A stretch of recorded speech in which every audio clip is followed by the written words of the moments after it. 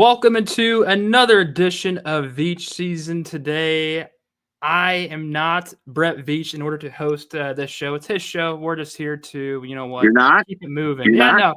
no, yeah, we're not. Joining me is my guy Jay Binkley. Binkley, how are we doing this morning?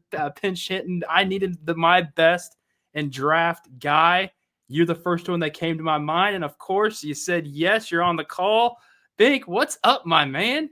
What's up, Krame Dog? How you doing, man? You loving baseball being back? We got Veach season and it's Krame Dog season.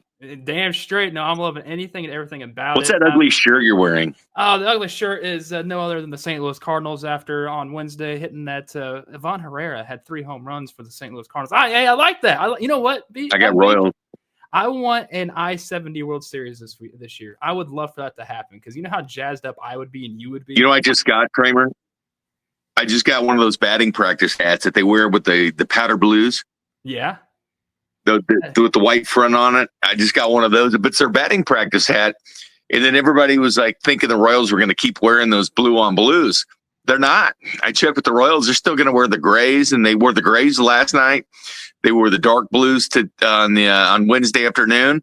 But those are going to be reserved for Saturdays. But it's Milwaukee's opening day. That's why we got to see powder blue again. You know what? I was actually curious to see if they're actually going to see powder blue every single game this year because, the first 2 games of the regular season, they wore powder blues. And I'm like, what's going on here? I'm cool with it. I love powder blue. It's one of my favorite the one colors. thing is because one was opening day. So it was their opening day uniform. And the other one, they're going to wear it every Saturday. So that worked out. And then they wore it in Milwaukee for opening day. But typically it'll be gray on the road or the dark blue, because I checked with them because there was some discrepancy when I was doing after hours the other night. So I checked with the Royals. So I'm curious, since this is a Brett Veach show that I host and Rocky hosts, by the way, Yeah. Rocky, thinking about you, buddy. He should be back next week. But what do you think Brett Veach's preferred Kansas City Royals uniform is? I'm going to say powder blues, man. Oh, yeah? You think so? Actually, you know what? No, what they wore in 16, 17, and 18 and 19, the gold, because that means they won a title. Yep, I like the gold on Friday nights. I think Brett would definitely enjoy that. Let's it's Veach season. We always start off a little bit of something crazy. Bink. Not something crazy, actually. We do with What's Hot with Krame Dog. We're a little bit early, too. We're typically 10 minutes in before What's Hot with Krame Dog because Rocky usually is just going down a tangent of him walking in dog shit the entire time. Yeah, no. Yeah. By the way, Bink, we can say that type of stuff on here because Foolish Club Media loves us. What's Hot with Krame Dog this week? We are seeing torpedo bats in Major League Baseball being used left and right. It started last year. Now it's being full force into it this year. I'm curious what the next big, I guess, what I'm thinking of, the biggest technology improvement, because that's a huge technology improvement for a bat to move the sweet spot more towards the barrel. Can the NFL at least try to do something, in my mind, to upgrade or do something? Well, they are. Chip the football. The chip in the football be great, but they're going to do the electronic first downs. The chain gang will be there just as backup. That'll start the season. So it'll be a more accurate representation of first down or not. That's going to be. They'll still be there as backup. Like if there's a problem with the system or whatever, you go back to the chain gang. I'm a big advocate of chipping the football. You can do it. I mean, the XFL was playing around with it too back with the XFL before the United Football League. But the one thing about it is, and I would love a chip in the football, but the bottom line is if it gets to a first down or if it gets to a touchdown, the chip is great. So you know where the ball is, but where the knee is down is just as important because it doesn't matter where the ball ends up, where the knee goes down and where the ball currently is, that's the spot. So also, all right, now my mind's going more analytical about this. Why don't we also chip knee pads? Why can't we chip elbow pads, make sure everybody's wearing that as well? Because, the elbow goes down. That means the thing's down as well. Well, you could do that. And I'm just trying to do anything and everything to make life a whole hell of a lot easier for I guess referees, because we know how bad and terrible either umpires or referees are in any type of sport. Also, they need to make them all full time. By the way, some of them are full time, but they need to make them all full time. Because remember when they went on strike, everybody was wanting the regular officials to come back, and they come back, and we complain about it. I remember the the Monday night game, the Packers and the Seahawks, where one guy was saying incomplete, the other guy was saying touchdown. Zone. That was prime, prime highest level of, oh my gosh, these guys are replacement referees type of mentality. No question about it. But they already chip a lot of the shoulder pads, like not shoulder pads, but underneath. If you watch the combine, yeah, you see those little like raised deals there on the shoulders for the players. A lot of those are timed, and not only that, but the Big 12 and other conferences, they chip the players so they can find out exactly what positioning they were in, during the game and everything. So football is starting to get a lot more technologically advanced. Not only that, but the analytics department. Everybody thought that was just baseball, but geez, hockey uses it a ton. The NBA uses it a ton. The NFL is starting to use the analytics a ton. So not just baseball, but they're all doing it. And go back to the chain gang talk. I think we should honestly talk about who and what should be the person holding the staff of, like, all right, this is the 1st and 10 marker, or whoever's at the end of it to mark at the first down area. I think we need to get some like UFC style ring girls coming in, like on the first round, second rounds going out there, but they're standing on the sidelines holding up. I think we need some more advertisement like that. I don't want to see some 80-year-old guy, which I know he absolutely loves doing it, but get his knee absolutely shattered like the one that happened. I think it's the Saints game last year. It's like, I don't want to see this anymore. Like, I think we should get get some more upper class. Maybe it's Ronald McDonald and the Hamburglar out there for a game. No clowns. Or SpongeBob and Patrick. They already do a Nickelodeon game. Why don't we get them down there? We still need the clowns. Clowns, like the legit clowns, or the with clowns. Ronald McDonald and those big shoes and stuff. You can't have those big shoes out there. Hey, you could. I mean, why not? Maybe Hamburglar's fine.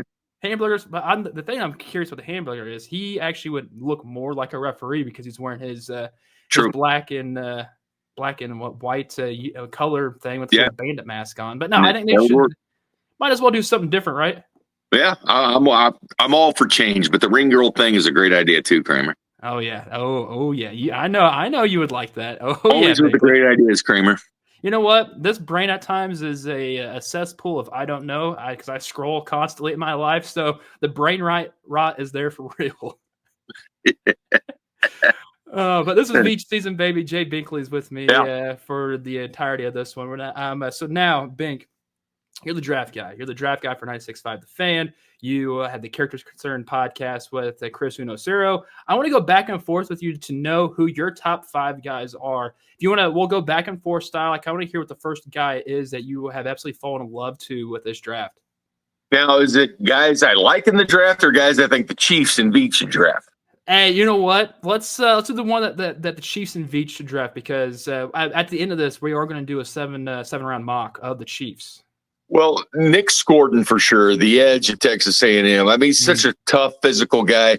It depends. I mean, some guy, I saw Phil Yates, I think, had his top 50, or it was one of the guys in NFL.com had their top 50 and had him listed in their top 50 still. And I've seen him, 28th at times, the 28th best player. But it's going to be a guy available in the first round. Shamar Stewart, I really like him. I like both the Texas A&M edges, but edge and defensive line is where I think the Chiefs need to go. And of course, if you go offensive line, there's an offensive lineman I really like, not tackles, but there's a guard. I wouldn't go guard in the first round, but I definitely like him. Tyler Booker of Alabama. It's one of my favorite defensive linemen, Derek Harmon out of Oregon. Definitely one of my favorite players. And I'm going to throw Luther Burden in there as well, because if Luther Burden happens to slide to 31, I'm going there. That's one of my favorite guys as well. I would like to see Luther Burden in a Chiefs uniform. I just don't think it's going to happen. I think if someone's going to snipe into the Denver Broncos, they desperately need a wide receiver. And I don't know if Luther's going to be all the way down there at 31, but I'd be curious. What? The guy that I truly love, though, is I'm an offensive tackle, Josh Carnley Jr. out of Oregon. That dude, I know they've tried to figure out what the left tackle situation is right now. I would like to see him go toe-to-toe next to with more that they just got from the 49ers. I honestly think that would be a good little oomph, a push, because who knows if that's going to be the starting left tackle at the beginning of the season. I kind of want to see a competition battle, and there's nothing there at left tackle. No, there's not. Clearly it's going to be Jalen Moore. But again, he's a 5th-round pick.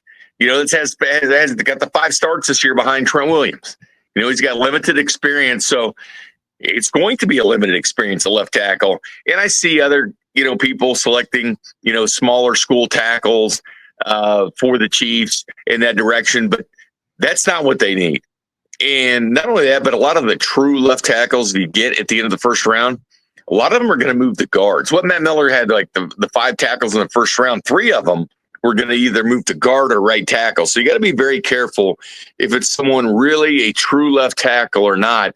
And do they have experience? Because one thing is for sure, you're only going to have a guy with the talent of Patrick Mahomes once. Right. I mean, if you have another one at some point, okay, so be it. But you know what? All my lifetime, we haven't. Because I don't remember the days of Lynn Dawson. Trent Green, those guys that, Alex Smith, those guys. But one true Patrick Mahomes that's won 3 Super Bowl rings for you and has gone the AFC title game or the Super Bowl every year that he's been a starter. When else are you going to have a quarterback of that ability? So, yes, I would get things to help Patrick Mahomes. That's definitely a must. I did feel that going the free agency route at tackle was where they needed to be. A guy that's played in the National Football League and a guy that they trust. This reminds me of that 2020 year, that COVID year, where the Chiefs were at the end of the clock again in the first round. And people were like Sam Cosmi and Liam Eichenberg and Alex Leatherwood and all these guys. They ended up moving to guard or being moved around. Leatherwood went to several after being moved from tackle to guard, several places. Sam Cosmi, Liam Eichenberg, these guys, yeah, they're good football players, but they weren't left tackles. And I think the Chiefs got to the point where they tried to get Trent Williams, and it went to like 2:00 in the morning when they saw a need of what they wanted, but he decided to sign with Frisco. And then they ended up getting Orlando Brown. And I know people are mixed with Orlando Brown, but you did win a title with him. And they had no other options. Like, there was no other options for the Chiefs. So love them or hate him, Orlando Brown was literally the one choice they had. But then Brett Veach, smartly, like every once in a while in his pre-draft press conference, he says something that comes to fruition when he said that the second and third round of that year's draft will be the hot zones. Well, he got picked 58 back with the Orlando Brown from the Ravens that they turned into Nick Bolton. That was pick number 58. So that was a good move there from Brett Veach. But this kind of reminds me where they're sitting now. I've seen the Josh Simmons, because Ohio State, but Brett Veach has never drafted an Ohio State guy. Nope. So, put 2 and 2 together on that one. But Connerly, like you like, is good. Kelvin Banks, I think he goes far earlier than that. I like Mimbu at Missouri, but he's a guard or a right tackle. I think he wants to play right tackle in the pros, which his height came in, which very much like Tristan Wirfs or Trent Williams as far as his height. So he'll be a right tackle, but I think that's the best lineman in the draft is Armand Mimbu, and he's a guard or right tackle. So at left tackle, I think they did the one thing they had to do, and that's going free agency for that tackle. I think it opens it up for what is the deepest position in the draft, defensive line, edge, and I'd put running back and tight ends behind those. So, okay, I for sure think the Chiefs need to get a running back in this draft. I'm not sure if it's going to be in the second round, the third round, the fourth round, the fifth round. It's so deep. Right now, I'm leaning towards either the Chiefs going out there to get Keshwan Judkins, get Hampton, or even, honestly, the KU guy, Devin Neal. I think the real deal, Devin Neal, would be a perfect fit and for what the Chiefs truly need, because I think this entire time the Chiefs running back room, it's been subpar. Kareem Hunt did give us that boost last year from just watching it. But they need a guy that can get through the hole and get through the hole with speed. I don't really see that much with Isaiah Pacheco because he can't really stay on the field that much. And catch the ball out of the backfield, which I think is apparent. DJ Giddens at Kansas State's another guy that be the mid rounds there that had a good combine. To be honest with Dylan Sampson's the guy that we went with in the third round. 1,400 yards rushing, was the SEC Offensive Player of the Year. He's got the speed that you want. He can catch the ball in the backfield, and it's a guy you can keep in for all 3 downs. I know they bring back Kareem Hunt. That's fine, but you don't want the same cast of characters. They bring back Juju as well. They've done the entire time this year. It's like I'm getting frustrated with what they've been doing. So it's like you guys remember lost with these players. Well, if they're for depth purposes or we'll be in battling, but this draft is where you can build up. And I'll never forget a couple years ago after they beat the Eagles in Super Bowl 57, Brett Veach held up the Lombardi Trophy at the parade and says, "This is what a rebuild looks like." as he's holding the trophy, because it was. Because, Najee Johnson was a part of it. Jalen Watson was a 7th-round pick. Isaiah Pacheco was their leading rusher. He was a 7th-round pick. And the one thing about Pacheco that's really baffling is he ran 4.37 at the combine. He's got speed. He's got the speed, but but I'm waiting for him to get out of the pocket, showcase that speed. But again, 3rd down, 4th down, because they're not going to do the tush push. We know that. They're not going to run that because of Mahomes' knee that got dislocated in Denver. But they do the tush push outside of the pocket. You'll see Trey Smith come around or Creed Humphrey and pushing the running back or receiver at times. So they do it. But, yeah, I mean, 3rd down, 3rd and 1, 4th and 1, Pacheco, he kind of ran out of sorts with the guys. I mean, it was Kareem Hunt. Like, if you watched the games towards the end of the year with the Chiefs, it was, got the 3rd and 1 or 4th and 1, it was Kareem Hunt. Or second half, it was Kareem Hunt, not Isaiah Pacheco. Isaiah Pacheco has this label of being this hard runner, this angry runs type of guy. But yet, that doesn't showcase itself on 3rd and 1 or 4th and 1. No, it doesn't. And that's why I think they honestly need to get a running back there too. Now, say 100%. the Chiefs don't trade up at all, which I think they might try to trade up in this draft, because I think that's just what Brett Veach does. If he likes the guy, well, they could, Kramer, but this is also the deepest we've gone. Adam Schefter had a tweet out: the deepest we've gone, the closest to the draft where there hasn't been a trade for draft picks. Number one, we haven't seen any trades at this point. About that. I mean, it would be optimal for the Chiefs. And I've saw Field Yates, I think, had a mock, I think, today where the Chiefs traded back and got extra picks and traded that 31 to the Raiders, who got Luther Burton, by the way, at that point. Hey, nice. But the one thing is, what you'd want is a quarterback sitting there, like a Jackson Dart or somebody, and a team getting desperate to trade back into the first round and get them. That's fair. The quality's not there, and Jackson Dart may go much earlier, but that quarterback is not sitting out there to be, okay, will somebody trade back up to get somebody? It's like when the draft was in Kansas City and they drafted Felix. There's, people weren't calling them, and they weren't taking the Chiefs calls when they wanted to trade down or whatever, make a move. So it would be optimal, but a lot of people don't take their phone calls, and I'm shocked that the Buffalo Bills continue to take their calls. Well, at some point, I mean, if they want to move up one, go for it. If they think that's their guy, but I mean, I wouldn't be. Buffalo literally hands. Here you go. Here, Kansas City. Here's that draft pick that you want, and so you can get whoever the hell you need, because it's going to help you win Super Bowls. Xavier Worthy last year, and here's the one thing I was shocked. Listen. I'm a big advocate of wide receivers. Again, for Patrick Mahomes, get him the weapons he needs. And yes, it's in a perfect world, Hollywood Brown, Rashee Rice, and Xavier Worthy. That's a nice triplets of wide receivers, right? Right. But what happened last year? You went basically the entire season without Hollywood Brown and Rashee Rice. Rashee Rice was on path to have a great season, but gets hurt early in that Chargers game. And we know what happened there, and he doesn't play. Well, what happens if he gets suspended this year? And what happens if you have another injury? Then all of a sudden, what are you down to? And last year, they were down to Xavier Worthy, who wasn't quite ready for prime time earlier in the season. He got better as the season progressed. And I'm not buying what a lot of people said once they drafted Xavier Worthy, that they just went out and got a speed guy. They were enamored by the 4.21 speed, and that's why they did it from the combine, because he led Texas in yards and receptions for 3 straight years at Texas. In 2 of those 3 years, he led them in touchdowns. So the dude is more than a 9-round or vertical route guy. The guy can do damage, which they saw. But I have no problem bringing in more receivers. Maybe someone that pushes Juju kind of in training camp, for that extra spot, because Watson's not here. Justin Watson went to Houston, so he's not here anymore. But the more weapons you can have, the better. Yes, on paper it looks good now, but what are you going to do with injuries? What are you going to do with suspension? What are you going to do with those type of things? Or are you going to have the same type of offense where you're not putting teams away? So I'll say the Chiefs are at 31. They don't actually move up in the draft or trade up, and they're staying there, or they don't even trade back. I think if you're going to look at the defensive line, that's where I think the biggest strength and need the Chiefs should probably do to assess and bolster that defense.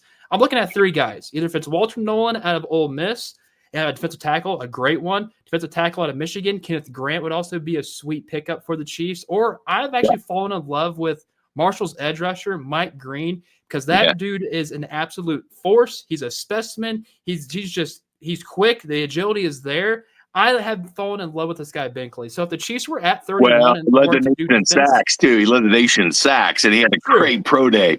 And he's going to be going much earlier, so it would have to be a definite trade down. I hope he ends up falling down. All the mocks that I've seen are like I've been a part of when it's coming. Whether it's it would have to be a definite trade down if they went with Mike Green. Hey, I would like to see Mike Green on this team, but if they're going to assess that defensive line in the first round, who's the guy that you think the Chiefs should go after? I like Derek Harmon at Oregon. I like what he does in the interior. You guys can do the pass rush moves. He's got those. He's good against the run.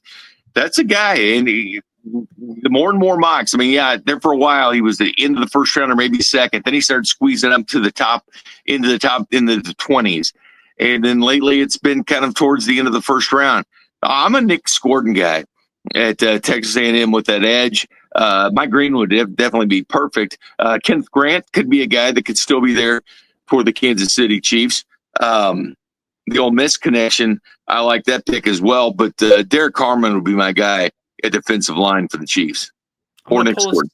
I like that. I'm going to pull this up now because you host your one half of the Character Concerns podcast with Chris Unocero, and you guys released this mock draft just recently for the Chiefs because after this, we're going to do our own little mock draft. Talk me through this with what you guys' decisions was for the first, second, third, fourth, seventh rounds. Because, clearly it looks like I think it's crazy, the 4 through 7 area where there's just nothing there that I feel like Brett Veach will trade up into to find that guy. Because he usually does. He always does that in day 3. But now, talk me through what you guys were thinking here. Nick Scordon, obviously, big fan of his at A&M for the potential that he's got. I think it's kind of a Spags type of fit in the first round. Joshua Farmer, we go defensive line with him out of Florida State as a second Chiefs pick. The interesting thing is Matt Miller just recently did it from ESPN. Matt Miller, one of the great draft guys, did his mock draft, and he had Joshua Farmer going to the Chiefs. But he had it, I think, in the third selection in the third round, and he had Nazir Stackhouse at the Mr. Irrelevant pick, the last pick in the draft, like we did. But Dylan Sampson, the running back at Tennessee, we have in the third round. That's actually a premium pick. That's the second pick there in the third round. So Dylan Sampson, Isaiah Bond, the wide receiver at Texas, who, by the way, is doing a top 30 visit with the Chiefs. The Chiefs are one of the teams that he's going to go visit. He's the guy that he proclaimed he would beat the 4.21 of Xavier Worthy at the combine, and that didn't work. Which I don't know why he said that. He ran a 4.39. You can't sleep on 4.39. And then in his pro day, he had a 4.35. So, yeah, Isaiah Bond still has the speed there. Mitchell Evans was a tight end that we liked a lot at the beginning of the year for the draft. He kind of started to slide, but he did play all the games for Notre Dame this year. But again, a guy that can block, a catch, to a guy that could do a lot of different things. Malachi Moore was still there, so we went that direction for safety. If the Chiefs decide to get safety, it's not going to be a premium pick the Chiefs need, but they always need the safeties. Reed's gone. Obviously, Jake Nix is going to take that over. So we went that direction. Zachariah Franklin, the wide receiver at Illinois, we went in the 7th round. It's a project guy. Can he be like a Cornell Powell? I don't know. I think he actually could be better. Didn't go to the combine, but I definitely like the numbers he put up at Illinois. The Nazir Stackhouse for the defensive line, Mr. Irrelevant pick out of Georgia, which is funny because Matt Miller had the same pick there for Nazir Stackhouse. I've been a guy banging the drum that I think the Chiefs do need to draft a safety here. I like Malachi Moore a lot in the 7th round too. I think it's beautiful there. But if it's in the first round, I know first round. The first round's always glorified. If Jahdae Barron out of Texas falls completely down, I hope they pull the trigger. You know what? As far as corners, they can do a lot of things. I think Savon Ravel too, out of East Carolina. Ooh, yes. Who didn't play most of the year, but he's looked upon as a first round type guy, a guy that can definitely help out at corner. In the run game as well, help setting the edge even from the corner position. Extremely physical type of guy. I like him at corner as well. All right, so Binkley, it's now time. We're going to do a 7-round mock. Are you cool with that? We're not going to do the entirety of the NFL. We're just only do the Kansas City Chiefs. Okay, my man? All right, you going to show me the players that are still there? Yes, sir. We're going to get this thing rolling. I'm going to share my screen now. Can you see my screen right now as I'm getting things set up? correct? Yes.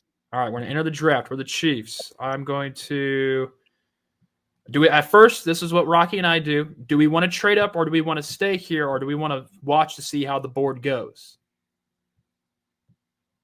I would stay there. Stay here. We're staying here. All right, we're going to start this draft. I would stay. All right. We're moving. I'm going to slow it down real quick. Slow it down. Got A. Barron going now. Shamar Stewart's off the clock. Oh, yeah. Things are moving. Michael Williams off the clock. Matthew Gold. It's kind of an odd draft. Buka's gone. Third, Seattle. Wow. Oh, the Bengals don't get more receivers, man. The Bengals just spent. Why would they get a big Buka? They signed Jamar Chase and T. Higgins. And Tyler Booker's gone. All right. Oh, Gray Zapol's an interesting pick in North Dakota State because he can do a lot. Oh, Nick Scorden, Buffalo snagged him. Got my guy Nick Scorden. Dang, that's rough. Is Derek Harmon still available? Derek Harmon out of Oregon is still available. Is that who we're going to take? Because man, this guy's an absolute stud. That's who I take, buddy. This is an A+ pick. I pair him next to Chris Jones. Boom, like that would be that's lethal. That's disgusting, actually. So as we keep moving along, snuck in and got my dude. Of course they did. The funny thing is, Harmon's my dude too. So the funny thing is, the last time Rocky and I did one of these mock drafts, we wanted to trade up to get Kelvin Banks Jr. Of course, when we trade up, we are directly right behind the Broncos. So we got to pick, I think it was 25 or 24. The Broncos took Kelvin Banks Jr., the guy that we traded up for, and we both were just absolutely crushed.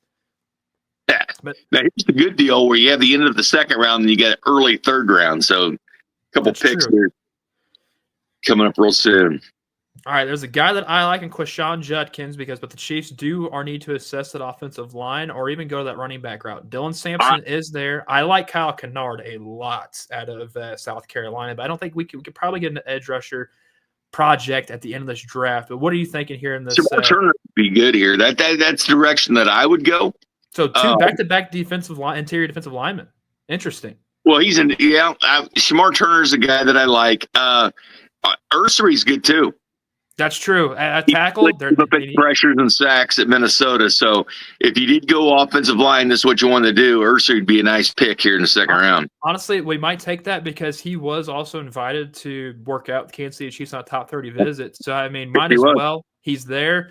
Veach clearly likes him if you wanted to invite him over to the compound. So, I mean, we're taking Ursay out of Minnesota there. We only got two picks after that, and we're back up again.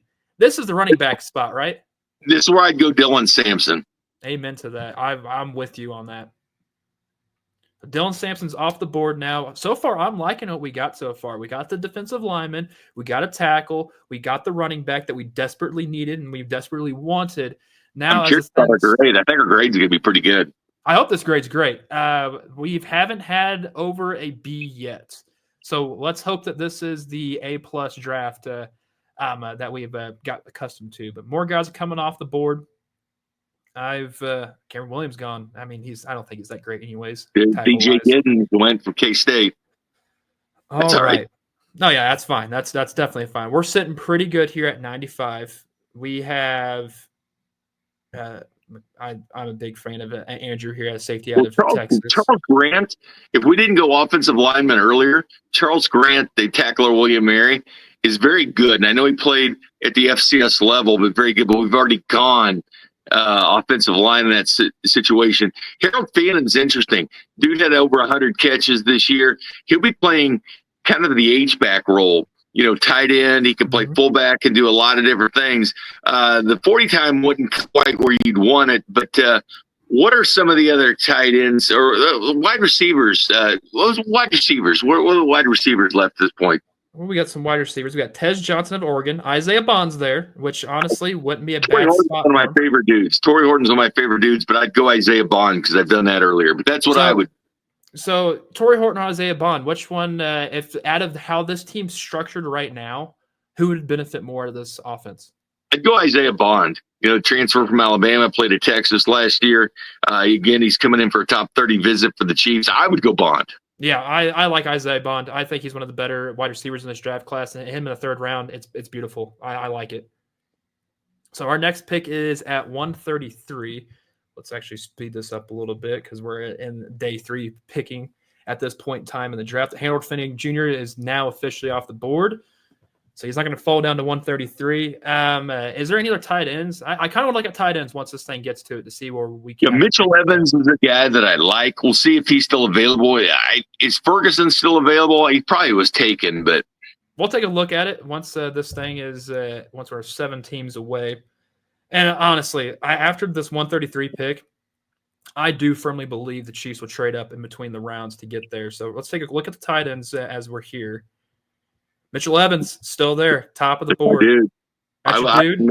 I like Mitchell. I like Mitchell Evans there, man. I'm just gonna pull this up for the people. Like, he didn't have like the better part of the season for grade wise, overall grade, but that don't matter. It's how can he get the ball into his hands? He can do that, and also he's a great run blocker as well. Yep. So I'm all with it. You can never have enough tight ends, I'd say, for the Chiefs, especially with what you got going on right now. Because I'm not sure how good Andrew Wiley. Oh my gosh, why did I say? I think it was Bob or somebody was wanting to know about Gadsden from Syracuse, who had a ton of catches this year. I think 73 catches, had a good year, but he's a former wide receiver that turned into a tight end. So I'd be a little more skeptical about that.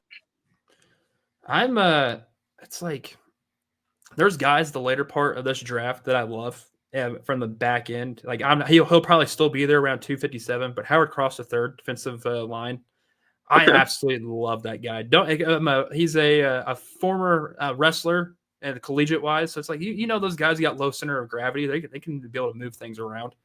So let's see. We got Brady Cook. We need a backup. Do we need a backup quarterback for behind Gardner Minshew? I love Gardner Minshew, man. I love that dude so much. So now we're in the later parts of the round. There's Mike Gadsden there from Syracuse. Is an interesting pick. He's going to be more of a slot. He could play slot receiver and everything else, but that would work more in this offense, I think. I wouldn't grab another tight end. What receivers are still left? I bet Zachariah Franklin's still there. Oh, I bet he is there too. Jimmy Horn was there, and Will Shepard and LeJounte Wester. Theo East still there from Missouri.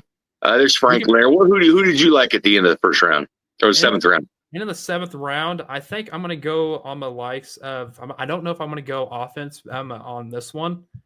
I'm going to go look at the safeties because there's Malachi Moore. Yeah, so it's like I love Malachi Moore, and I think I'm going to go with him at this pick because I think it's great value. I truly do. So we're heading him up at 226. Now we're at what? We're getting close to Mr. Relevant. Yes, sir. We got 251 and 257 to go. We're almost there on the clock. Chiefs. See who we got on as the top of the rank wise, which I mean, this is clearly not going to be how it's going to go. But Kyron Lacey out of LSU, I do like him. Johnny Walker Jr. That dude is a freak. Not sure if he has the talent in the NFL though, but there's a. You want to get your guy? You want to get Franklin? Yeah, he's still there. Yeah, go ahead and get it, Franklin. Yeah. Might as well get Franklin in this part. 251. You can't go wrong with another wide receiver this late in the draft. And now we are at finally Mr. Irrelevant. You know what's crazy? This is my first mock that I didn't pick a linebacker. And there's one guy that I do love, and Teddy Buchanan. I think he's already gone. I'm gonna look up real quick. But so let's type on this side, Kramer. B-U-C. See what you get a linebacker still. He's gone. Teddy Buchanan's gone. But let's go to the linebackers. See what we got. The Slim Pickens of linebackers. I mean, he's not bad. The Penn the third is all right. Man, they didn't really give us enough linebackers to slim pick wise. All right, let's go to defensive tackle. No, we're going to your offensive lineman. There's got to be somebody here that is. I mean, Drew Kendall. You don't really need a guard or a center. Guard is probably a plus that you need. No, because they did it last year with like C.J. Hansen and then Hunter Norzad and stuff. They got some more projects still at that. All right, let's go to the defensive line. There's my guy. There's your guy. Howard Cross the third. Tell you, this guy out of Notre Dame is going to be an absolute stud. So let's see if we got anything. Hey, we got 2 new awards. What did we get grade-wise, Bink? You know what? I think we did. I don't know. Is it at least a B? Ooh, we got to be. We got to be top 47% of Chiefs drafts. This man. They Howard really plus is break. they killed our Isaiah Bond. Wow. That hurt us. Dylan Sampson B-. Okay. Ursary was A-. Okay. The first 3 picks, man. Hey, that's what you need to hit. You have to hit on the first 3 draft picks in order for it actually, I think, to be a successful draft. But man, even back into the draft, we saw the C, the C plus, the B plus. We at least knew if this was like a wrestling card, like from first match, third match, fourth match, fifth match, we made the perfect show. Just saying. That's just how a wrestling thing's performed. Yeah, I like it, man. Oh, I love it, man. Binkley. I appreciate I think Isaiah Bond is getting a little bit screwed. They're bringing it. The Bills are working him out. The Chargers are. The Chiefs are. So I think you're getting screwed. 4.35 speed. No, and a guy that's best friends with Xavier Worthy. No, he got in. Yeah. No, come on. Why? They never played together because he was a Bama and Worthy was a Texas. But Longhorns are Longhorns. And Steve Sarkisian gives them a lot of intel to Andy Reid, former BYU guy, because he's the reason they got Worthy. Yeah, exactly. I mean, he called out Worthy at the draft, at the combine, pretty much saying, "Hey, I'm gonna beat Worthy." Saying, "You know they're buddies. You know that they work together. You just know it. It's gonna be fun." But Bink, you got this month. April's the Bink month. I love the fact that I get to talk to you in April, knowing it's draft season. It's literally at the end of this month, and 22 days at the time of this recording. It's gonna come by quickly. But man, Bink, what have you been doing to plug your stuff? How people can listen to you, how people can find you. What's happening with Bink this month? Well, every Monday we put out Character Concerns podcast. Myself, Chris, and Ocero. We do it the whole year. We started it when the draft was in Kansas City, like two or 3 months before the draft, and then we've kept it going. And the one cool thing is, we'll look at the players and the matchups they have during the week of the college football season. We'll look at the corners, the receivers we like are going against. Like Worthy, we traded Xavier Worthy the whole year last year, each different week. We were talking to Xavier Worthy and what he was doing. We actually mocked him to the Chiefs early on, but then we kind of backed away from him once they signed Hollywood Brown. We kind of backed away from the Worthy pick because we saw him as two of the same type of guys, but clearly Hollywood Brown's injury made him much more lucrative to bring back for the Chiefs. But that tonight we're doing a draft special. The way of on, we've got a guy Thorne Eistrom that does a great job with his draft selections, and we're doing we've got a CBS mocker on there as well, coming on 7:30 tonight. So we'll be hitting that. Matt McMillan of the Kansas City Chiefs, who breaks stuff down with Mitch a lot for the draft. He'll be joining us on our April 10th draft special. And then at the Landing in Liberty, we'll have a live first round draft party. We're giving out $965 if your picks are the best. Whoa. In a Juwan Taylor autographed helmet. So we're doing that. And then Chris and I will be on the air on 96.5. You can hear the whole third day of the draft. We'll have that as well. We'll do a wrap-up on Sunday. We're doing another wrap-up on Monday. The Royal schedule is perfect for us to still be on the air on 96.5. So a lot of draft coverage coming your direction. And one of the big arguments for this is we've talked about on the show, and then I know Fesco and Dusty have talked about it. I've considered the draft a top 3 sporting event in the country. Oh, yeah, for sure. With some resistance, like the Masters is bigger and stuff like that. That's true. I love the Masters. I love we're having a Masters party, as a matter of fact. But the bottom line is people start talking about the draft during the college football season. And as soon as team season's over, they start talking about the draft, and whether you're out mowing the lawn or out in the yard or at the grocery store, people are like, who are the Chiefs taking? Who are the Chiefs taking? There was over 750,000 people to draft last year in Detroit. And the bottom line is it's a free event to go to. So that's for the pocketbooks, that's a perfect thing to go out there and see the draft. Or it's been on NFL Network and ESPN. They carry it. So people are talking about the draft. And, man, as deep as the Chiefs play going to the Super Bowl every year, it's like, boom, the combine, then the draft. Then all of a sudden you have rookie minicamp, OTAs, and boom, you're back in training camp. So draft season is here. Well, Binkley, thank you so much for joining us here on Veach season, because, Brett Veach, he's in the weeds right now trying to figure out who the guy is. So I'm glad that you and I were able to co-host Brett Veach's own podcast right here on Foolish Club Media. Well, and the one thing too, Kramer, is with Veach, when you look at general managers, you look at what do they do with contracts. They do smart contracts. They did. Yeah. Mahomes, And here's the thing: people have talked about like capping the quarterback salaries and stuff, but the Chiefs have paid their quarterback and still winning. You know, you look at Josh Allen getting the money, and Dak Prescott, Lamar Jackson, all these, and Joe Burrow, all these guys got money, but there ain't any rings. Yeah, Mahomes has the ring, so I wouldn't cap anything if I was the Chiefs because they're doing their damage through the draft. You look at 22 and that draft that they had and what they're doing with this team. It's vitally important if you're paying, you know, your stars all the money, like the Chris Jones money and Kelsey's money and Mahomes money and all that. You have to hit in the draft because you're paying the rookie contracts on those. So we know Veach does it, that Mahomes contract. He was thinking ahead of the time on that one. And can you make good trades? He did. Remember when he got Javarius Ward? He traded Parker Linger, you know, to the Cowboys for him, and he became a starter with the Chiefs. And, of course, went on to the Niners after that and got a huge contract. He got that pick 58 back from the Ravens. So he's great making the moves, and the draft has been good to him as well. Now, Sky Moore didn't work out, but you know what? He took a chance on Rashee Rice. That was the only receiver they drafted. He ended up finishing number 2 in yards and receptions from all rookie receivers his rookie year. Only Puka Nacua had better numbers, and he was the Rams' 3rd, 5th round selection. So it's not exactly like he was definitely on their radar.